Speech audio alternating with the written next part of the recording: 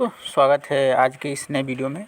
इस वीडियो में हम आपको बताएंगे जो रेलवे एएलपी की वैकेंसी आई है, उस वैकेंसी में जो सिलेबस दिया गया है, मैथ हो, रीजनिंग हो या फिर साइंस का सिलेबस है, वो इंग्लिश में मेंशन किया गया है सिलेबस को।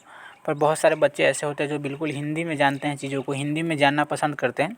तो मैं आप सबके लिए हिंदी में सिलेबस को लेकर आया हूँ, जो कि हिंदी और इंग्लिश दोनों में लिखा हुआ है। आपको इंग्लिश उसका पता लग जाएगा क्या है, और हिंदी में ऑलरेडी मैंने लिख ही दिया है, तो आप दोनों में देख लीजिएगा। जैसे मैंने मैथ का सिलेबस लेकर आया, देख सकते हैं मैथमेटिक्स यहाँ पर लिखा हुआ है, मैथमेटिक्स का सिलेबस है। तो मैथमेटिक्स पहले रेलवे के बारे में बताया थोड़ा सा, एलपी के बारे में 60 मिनट में 75 क्वेश्चन सॉल्व करने होते हैं, जिसमें मैथ है, रीजनिंग है और साइंस है और जीके जीएस का पोर्शन है। तो मैं आपको मैथ और जो रीजनिंग है ना, उसका सिलेबस मैं आपको हिंदी इंग्लिश दोनों में दिखाता हूँ, किस प्रकार से इसका सिलेबस और क्या क्या टॉपिक पढ़ना है। आप हमारे टेलीग्राम में जुड़ जाइएगा, वहाँ पर मैं इसका PDF दे दूँगा, वहाँ से आप इसको डाउनलोड कर लीजिएगा PDF को, या फिर स्क्रीनशॉट लेकर रख लीजिएगा मोबाइल में। तो देख सकते हैं यहाँ पर सिलेबस लिखा हुआ है, जैसे यहाँ पर संख्या पद्धति लिखा हुआ है, तो नंबर सिस्टम मैंने देख लिया। बुडमास इंग्लिश में बुडमास है, एलसीएम एचसीएफ को एलसीएम एचसीएफ कहते हैं। अनुपात एवं समानुपात रेशियो और प्रोपोर्शन को, फिर प्रतिशत है, कार्य एवं समय है, समय दूरी है। फिर यहाँ पर हम आगे चलते हैं, देख सकते हैं यहाँ पर आपको इसी तरह दिख जाएगा। साधारण ब्याज है, चक्रवृद्धि ब्याज है, लाभ हानि है, जयमिति है, त्रिकोणमिति है, एज है। इस टाइप से आपको ना सारे यहाँ पर सिलेबस दिए गए हैं। जैसे देख सकते हैं आयु है, कैलेंडर है, नल पाइप है, माध्य माध्यक बहुलक है। देखिए कैलेंडर मैथ में भी आते हैं और रीजनिंग में भी होते हैं, तो बहुत सारे बच्चे कंफ्यूज होते हैं कैलेंडर को लेकर। ठीक है, यहाँ पर घड़ी नहीं होगा, क्लॉक घड़ी नहीं लिखा हुआ, यहाँ पर कैलेंडर है। ठीक है, कैलेंडर है जिसको पंचांग हम जानते हैं। तो कैलेंडर को क्या होता है कि रीजनिंग और क्या होता है, रीजनिंग और मैथ दोनों में होते हैं। पर कई बार होता है ना, क्वेश्चन मैथ रीजनिंग आपको नहीं पता चला कि मैथ का है कि रीजनिंग का, वो कैलेंडर है तो कैलेंडर को ही डाल देते। तो मैथ में भी रीजनिंग में दोनों में समझ के चलिए, कैलेंडर टॉपिक आपको पढ़ना है।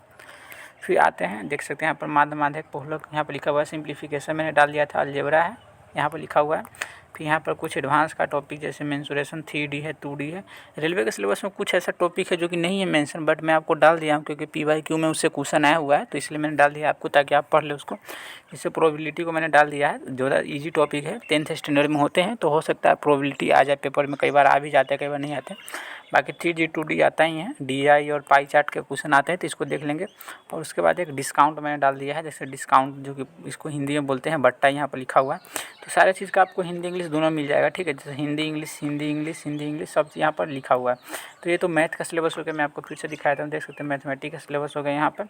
और मैं रीजनिंग का आपको आगे बताता हूँ। देखिए, तो रीजनिंग में देखिए कुछ ऐसा है, जैसे कोडिंग डिकोडिंग हो गया, घड़ी हो गया, कैलेंडर हो गया, दिशा हो गया, ठीक है, वेन आरेख हो गया, जिसको कि वेन डायग्राम बोलते हैं। मैं बिल्कुल हिंदी में लेकर आया हूँ, जो बच्चे हिंदी मीडियम के उनको दिक्कत ना हो पढ़ने में, तो हिंदी मीडियम में बिल्कुल सिलेबस है।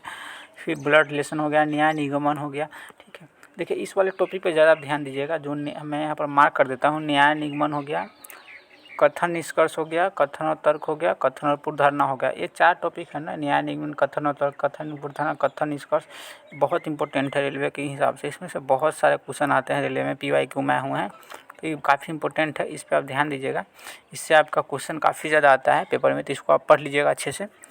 और बाकी इसका इंग्लिश भी रेलवे के सिलेबस में दिया हुआ है, बट ज़्यादातर बच्चे हिंदी में ही समझते, तो मैं हिंदी में ही लाता हूँ इसको। हिंदी पढ़ने में ही आप इस चीज़ को समझ पाएंगे, इंग्लिश क्वेश्चन इसका समझ ही नहीं पाएंगे आज।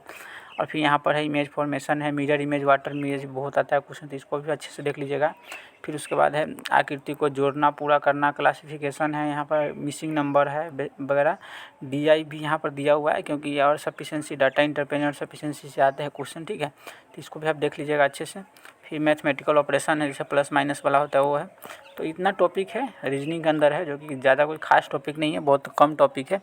तो इसमें आप इसको देख लीजिएगा अच्छे से। और कैलेंडर का मैं आपको बता दिया कि दोनों के हैं, मैथ और मैथ के ही सिलेबस में, बट वो रीजनिंग टाइप के ही क्वेश्चन आते हैं कैलेंडर को, तो आप देख लीजिएगा उसको। लेकिन कैलेंडर क्वेश्चन आते हैं, हर बार आते हैं क्वेश्चन, 1-2 आते ही हैं, तो आप देख लीजिएगा। तो ये सिलेबस हो गया रीजनिंग का, तो मैं इसको टेलीग्राम में देता हूँ, आप वहाँ से इसको डाउनलोड कर लीजिएगा। और साइंस का सिलेबस में 10th स्टैंडर्ड का NCERT है, तो आप उसको देख लीजिएगा। तो यहाँ पर 2 चीज़ है, मैथ रीजनिंग का सिलेबस आप देख लीजिएगा, डाउनलोड कर लीजिएगा टेलीग्राम में, हर वीडियो के डिस्क्रिप्शन में वहाँ पे टेलीग्राम का लिंक है, उस पर क्लिक करके आप जुड़ जाइएगा। सो आज की वीडियो में इतना ही, मिलते हैं ना वीडियो में, तब तक के लिए अपना ध्यान रखिएगा। धन्यवाद।